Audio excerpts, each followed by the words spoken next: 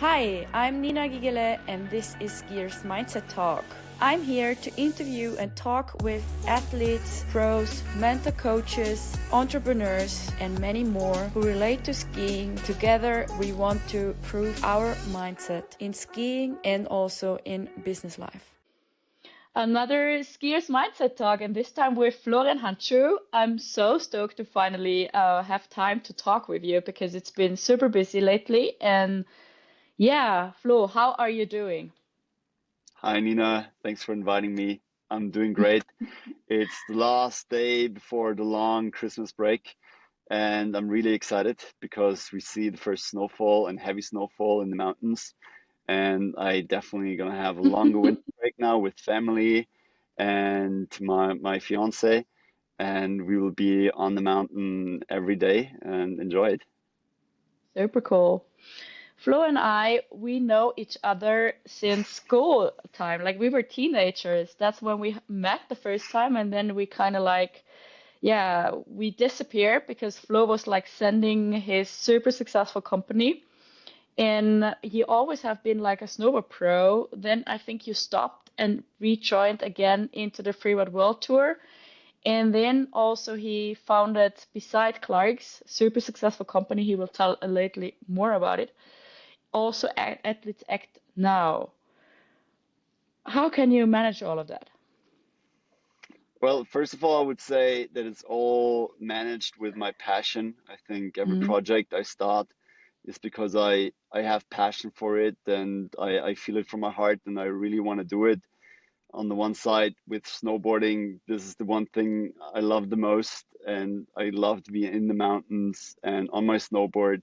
Founding a business for me was an adventure I wanted to endeavor and something I initiated together with my brother, and I really enjoy mm, doing. And with athletes like now, where we will talk a little bit more about it, this is where we address the climate crisis, and this is something dear to my heart.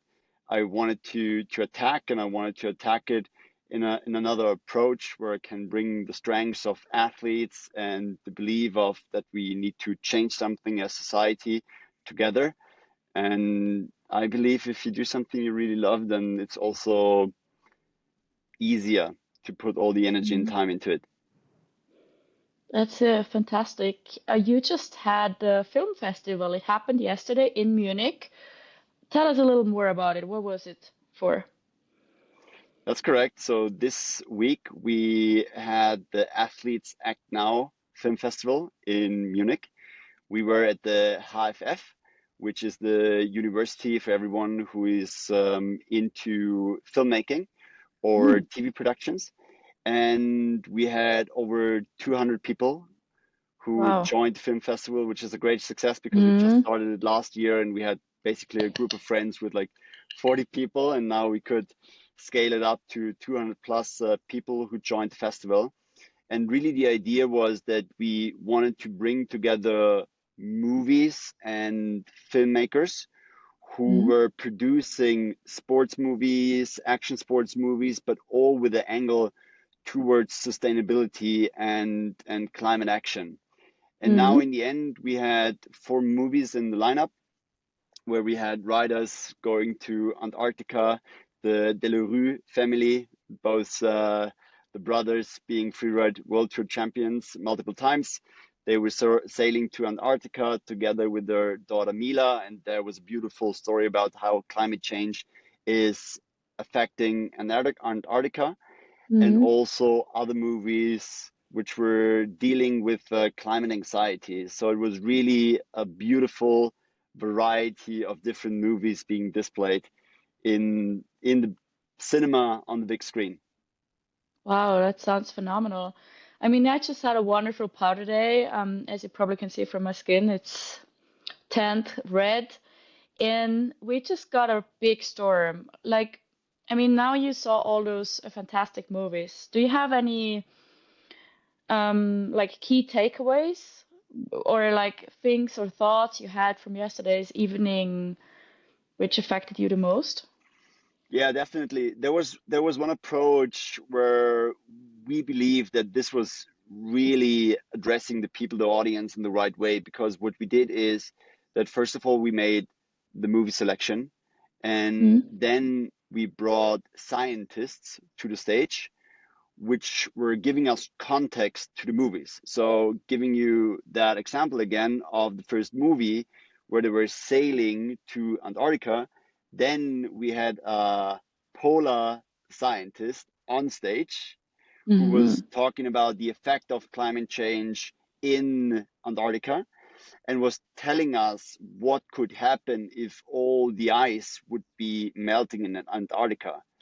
And Wow. here, my biggest takeaway is that, we're all talking about how climate change is also increasing sea level Mm. rising.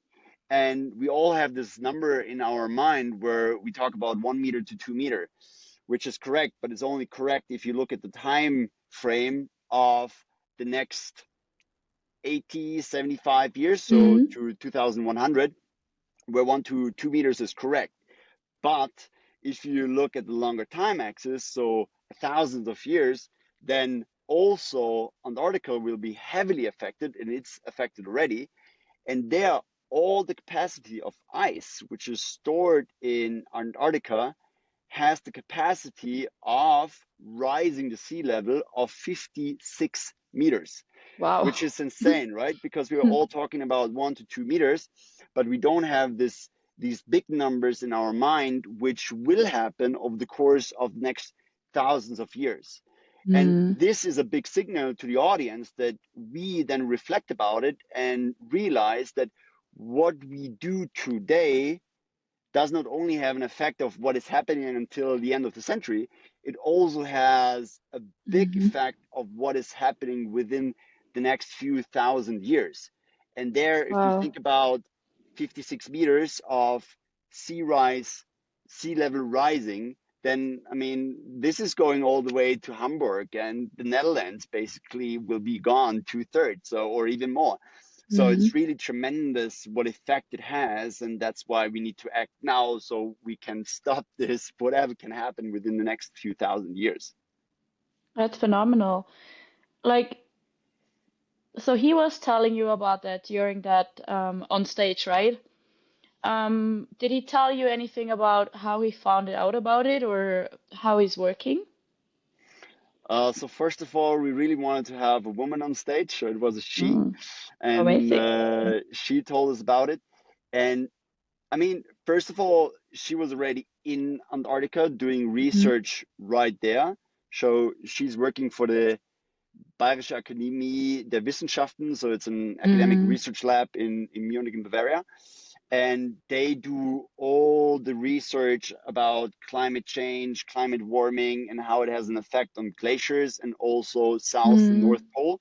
So they do all the analysis and also the calculations. And certainly, if you go beyond 2100, the calculations get a little Mm. bit, you know, it's more rough calculations because you can't predict what is happening Mm. in a few thousand years that well, but still they know if it comes to the Mm. case that the weather is heating up and the planet is heating up, then at one point all the ice will melt. And if it's 4,000 or 5,000 years, I don't know. She probably could answer that in a greater detail, but that's her day-to-day work where she is Mm. dealing with on a daily basis. That's phenomenal. Super exciting. And I think it's interesting that she really like came up with the idea, okay, what's beyond 2050? Because we kind of like stuck to 2050, right? For the just for the past years, what's been on the media. Yeah, Super yeah. inspiring. Um, what were like the audience? Did they interact as well? Was it like, did they share anything relevant? So in regard of the audience, we really try to have a very mixed audience so that we don't fall into the risk of like addressing our own Mm. bubble and addressing people who are already aware of climate change. Really wanted to address people also who were not really dealing with the topic yet. Mm. So what we did is that we also invited the students and school classes where the teacher was bringing in a bunch of students to Cool. to the film festival.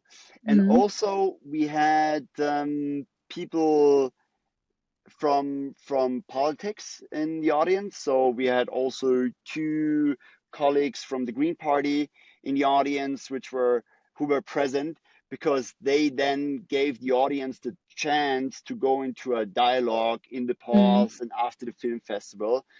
Because now looking at Germany, I'm living in Munich, I'm living in Germany, and we will have another election in February next year.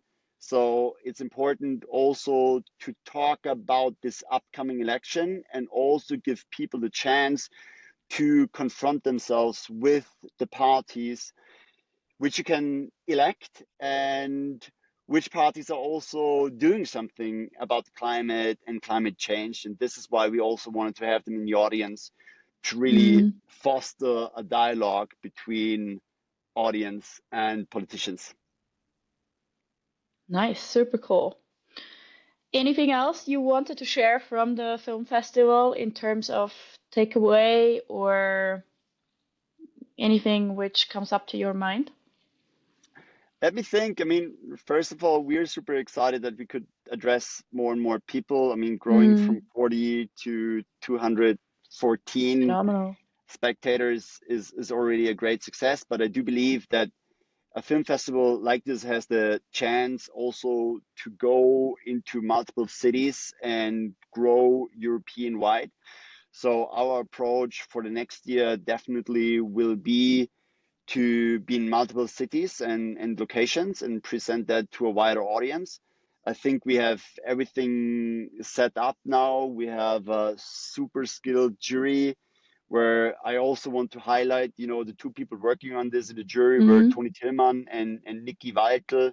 I don't know if you have came across Niki Weitel. He is also from Tirol Mm. and he's a super successful cameraman who recently won an Oscar Academy Awards with the documentary of Navalny. So he was part of the Mm. jury. And Toni Tillmann, he's from Munich and he's a producer of movies like The Old World, which already won an Emmy. So the jury is super skilled and really helping us to find the best movies out there in the sports Mm. world, which are addressing climate action.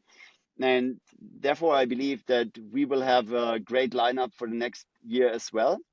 And what I will also want to bring to your audience is that I want to motivate young filmmakers in general, to make up their mind and think about stories, how they could tell us their story about how the world is changing, how the climate is changing, but not only climate change, it could also be other topics like biodiversity, and really address Mm. this topic and bring it into their narrative of telling sports movies.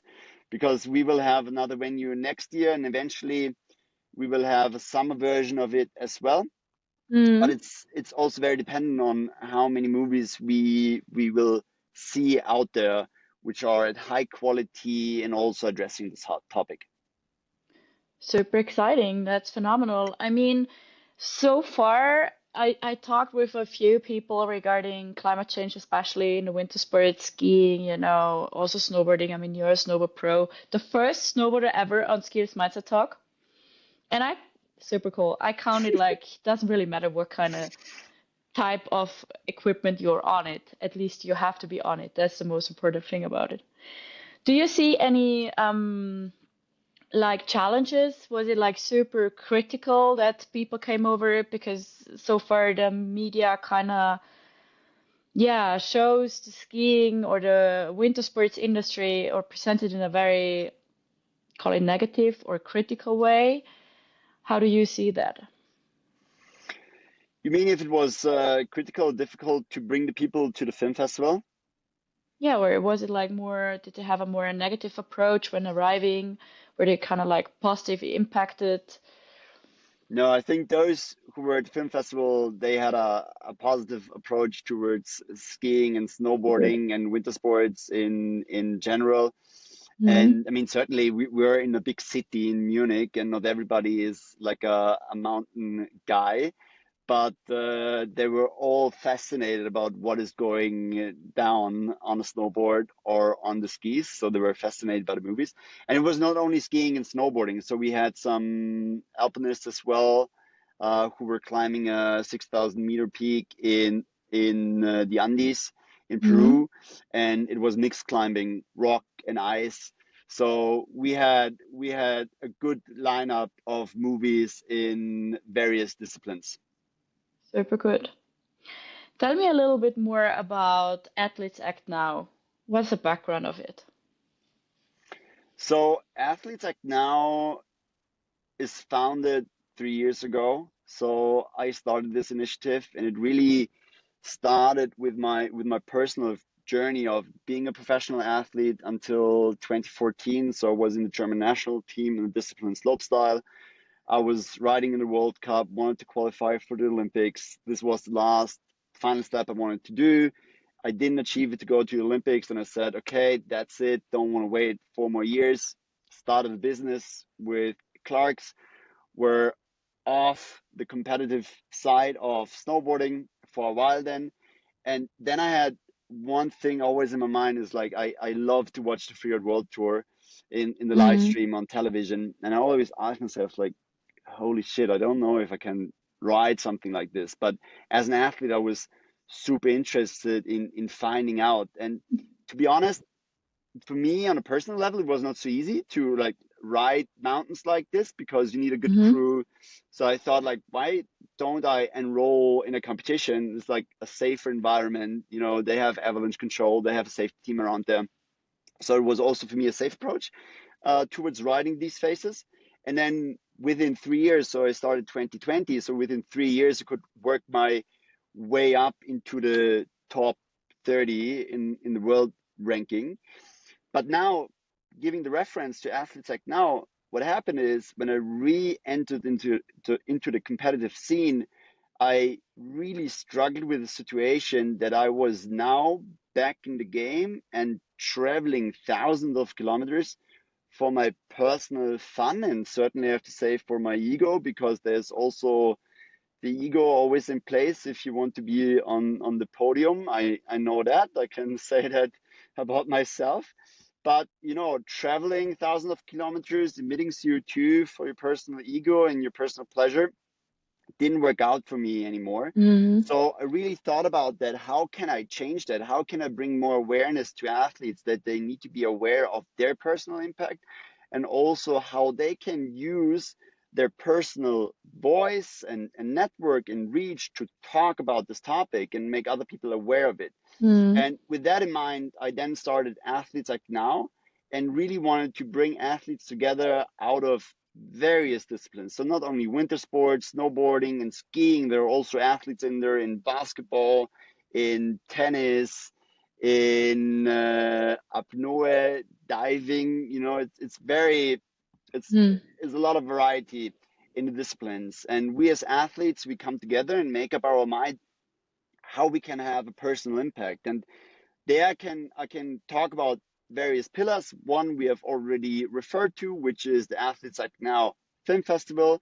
Pillar number two is that we have an annual summit, and Mm-hmm. we meet as athletes, sit together and stick our minds together how we can have an impact as athletes, but also bring in people from other disciplines. So at the last summit, we had athletes, activists, politicians, people from the tourism board, and brought them all together to Mm-hmm. reflect how we can address this topic together. And then lastly, what we also do as community and in Athletes Act Now is that we also think about how can we influence our sport society. So for me, it's the Freeride World Tour, which got recently bought by the FIS, is now part of the FIS as well. Mm-hmm. And we thought about how can we make it more CO2 saving, more Okay. sustainable. And we looked at the calendar and we found out that the traveling distance to go to all the European stops was around 3,600 kilometers. By rearranging the stops in a certain order, that it Mm-hmm. goes east to west or west to east, you could actually reduce the traveling distance by 50%. So what we Wow. did is then we set up a petition, Mm. put it online, used our communication channels of all the athletes which were enrolled for the competition, and asked everyone's like, hey guys, I think there's an opportunity to save CO2 emission and also save us time, because it's not only like emitting CO2, it's also being in the car. So we had numerous athletes signing the petition, and then we went to the Free World Tour and said like, guys, I think there's something you should change about this, and it's an easy change. And now, summing up that, I was at ISPO as well and talked about it, that the Free World Tour changed the calendar of Mm. the Challenger Series, and now it's just 1,700 kilometers. So it got reduced by 50%, which is tremendous. And it shows how these grassroots Mm. movements, bottom up through athletes to these big organizations, can actually work and make a difference. That's amazing. And I mean, if you just think like you were sitting down, took your time, and just analyzed it for a bit, and found like how easy could it be? I mean, it's just the traveling and reorganizing the event, the schedule, right? Yeah, yeah. And That's great. it's an easy task, right? I Mm. mean, Yeah. reorganizing a calendar is, I mean, it's still organizational work which has to be done by the organizers, talking with the ski resorts, finding out which weekend would work for them. Yes, it's work, Mm. but if you have it top of your mind that sustainability is also part of your discussion and not only about can they afford it, when do they want to have it, which weekends works for them, but also giving them a time frame and say like, guys, we need a certain order, we want to be sustainable, this is where you can have it. If they don't take it, well, they can't have it. Now Mm. we really have to bring other layers to the negotiation as well than simply business and availability. Sustainability has to be in the forefront and it has to be in the mix of negotiation points whenever we do business. Definitely, and I think like it's also a pro for athletes because like the traveling takes so much time. It's so exhausting, right? It's time you don't do much. It's Yeah, dangerous when driving. It's like exhausting for an athlete. Like your body, it's you literally have no recovery. You have to perform right when you're arriving. It's cost intense. So there are a lot of points yeah, to consider. And if you kind of like analyze it and make it in a proper way, it's also way better for the athletes. It's not just only for sustainability in terms of nature and the CO2, it's also for us humans. And I yeah. think if It's you, sustainable for us, the exact, athletes as well. yeah. And that's good, right? I mean, you do it for your fun and passion. And I mean, our health and body and recovery is so super essential. So that's phenomenal. And so, okay, you analyzed that within the Freeride World Tour. What are the next steps with Athlete Tech now? So we feel like that we have done which is possible with the community of athletes right now coming together and really putting their own time into that. I think now really the next step is to further professionalize it. And I do believe to really be able to take that step, we have to get access to certain resources, because all of Mm-hmm. that is currently financed either out of my own pocket or out of the time of everybody being willing to commit time to it. So I think the next step is really to get access to certain financial resources to professionalize it, have the first full-time or half-time employee to work on it, because it simply got too big to be just Mm-hmm. managed as a side gig. And I would say that I have probably spent too little time about really understanding which financial buckets would be available for athletes like now. I mean, certainly you could go through sponsors, but there are some state money would be available for that as well. But Mm. this is the next step, further professionalize it, to make it bigger, make it more structured, and really make a European and global brand out of it, where more and more athletes come together, join it, and then with joint forces, we can have a big impact. I think that's great. It also kind of professionalizes the athletes, like in general, because it's not just. I just recently experienced like a sports travel business trip to New York City, and I got to meet some very successful athletes who also like talked in terms of okay, what's coming after athletes? How do they earn money? How do they structure themselves? How do Hmm. they work? How do they travel?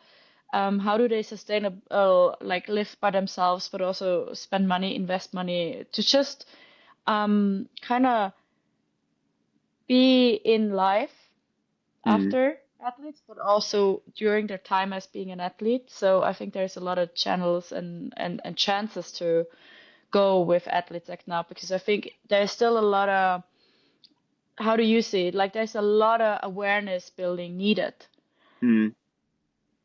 within active athletes, but also like athletes who just stop because like I feel there's a lot of just like okay, I go by car because I've done it the past 20 years. I go to the training. I rather than using a bike or walk or run or I think there's little steps building to build awareness within athletes, right?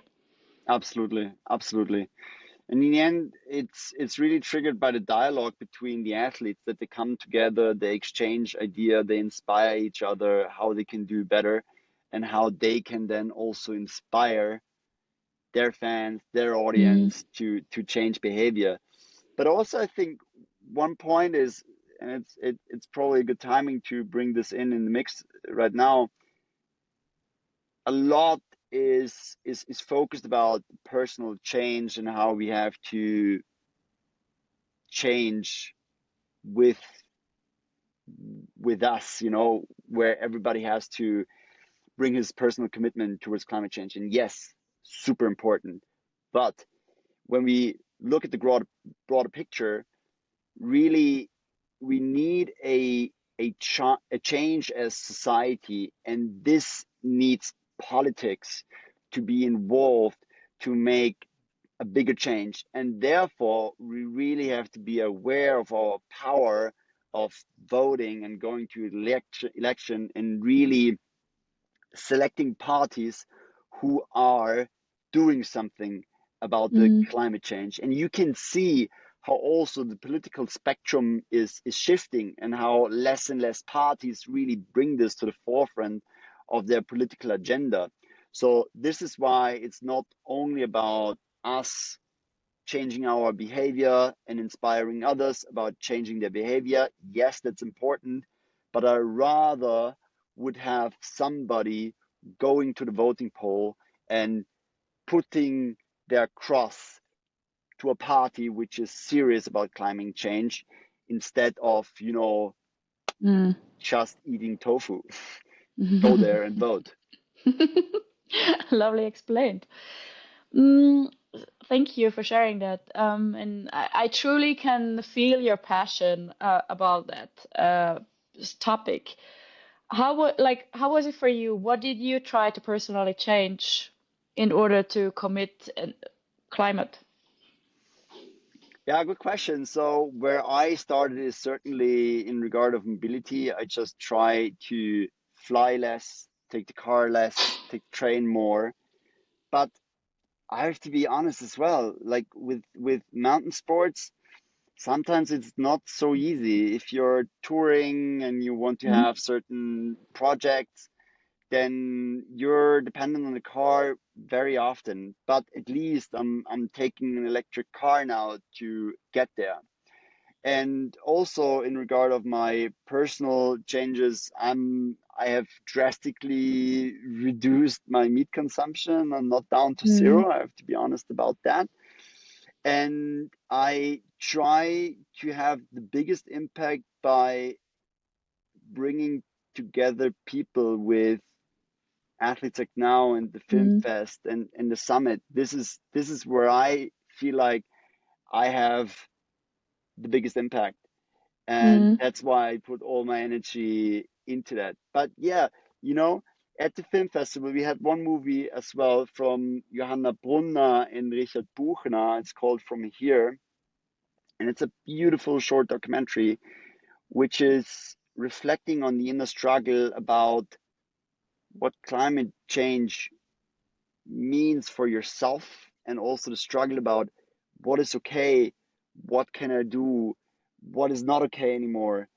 Can I go Mm. and take this holiday and fly for a surf trip? Can I go there with the car? There's certainly an inner struggle, but really the climate crisis is not solved by everybody doing less, traveling less, eating less meat. This is not bringing the solution. It's really driven by a change in society and how we shape society and the economy towards a fossil free economy. And this needs to be supported by the lawmaker, by politics. This can't be done simply because the two of us want it. And I have always like one example which helps us to understand it. I mean, I'm living in Munich. I'm renting an apartment. I've no influence about the heating system, right? So it's oil Mm. heating. How can I change that? I can't change that. Mm. I've talked to my landlord numerous times. He's super annoyed that I bring up this topic again and again, as I want to have like a charging station for my electric car, which is still not there. Mm. So I can't really change that. So I need the lawmaker, I need politics, which is bringing in new laws which are supporting the change. And Mm. as we had two politics at the film festival as well from the Green Party, and there I had a very interesting conversation with them as well, because I firmly believe that it won't happen through goodwill. It also has to happen because it works in a economical context. And that means that, looking at energy, we Mm. won't change towards wind and solar because it's better for the planet. We will only change as society towards wind and solar if it gets cheaper than coal, nuclear power, and therefore we need heavy investments in that field. And these heavy investments cannot only be done by private Mm. investors. It Yeah. has to be supported by states, and states will be driven by politics, and politics is determined by our vote. So this is why I always come back to go fucking vote, go out there, put your cross at the right party, because this is having a big impact. And I mean, I'm always in between Austria and Germany. I'm born in Mm. Austria. I live in Germany. I have both nationalities, so my heart is in both countries. And you can see how the political spectrum has shifted over the last few years. I mean, looking at Germany, the Green Party has less and less voters. Other parties like the AfD and FPÖ are rising up and not even Yes. having Mm. climate change in their political agenda. And this is why I always say, like, be aware of the topic, educate other people, and motivate them to go vote and put their cross at the right party, which is serious about climate change and the climate crisis, because this is more important than not flying to your next holiday or not eating meat. Go and vote. Florian, thank you so much for that lovely conversation. I could keep talking with you about the topic because I think it's super interesting. It affects all of us. I also think it's super interesting or great that you really share your passion and be authentic and tell me what you really believe in. I think we should do another series because I also want to know more about you as a person, your freeware world tour experience, and also being a sports snowboard pro and running a super successful company. And for that, I think we should do another session because now it's the 20th of December. I'm so happy that we made it happen before Christmas. And I will launch also the podcast soon. And I think it's a perfect Christmas night story. And I wish you all the best. Spend time with your family for the calm days. Merry Christmas. God Jul in Svenska. Frohe Weihnachten. Und Thanks. let's talk soon Yes, again. we will do that. I also wish everybody Merry Christmas and a good time and stay safe out there in the mountains. We get a lot of fresh snow, Hmm. so have fun and stay safe. Thank you so much, Flo. Talk soon. Ciao. Ciao.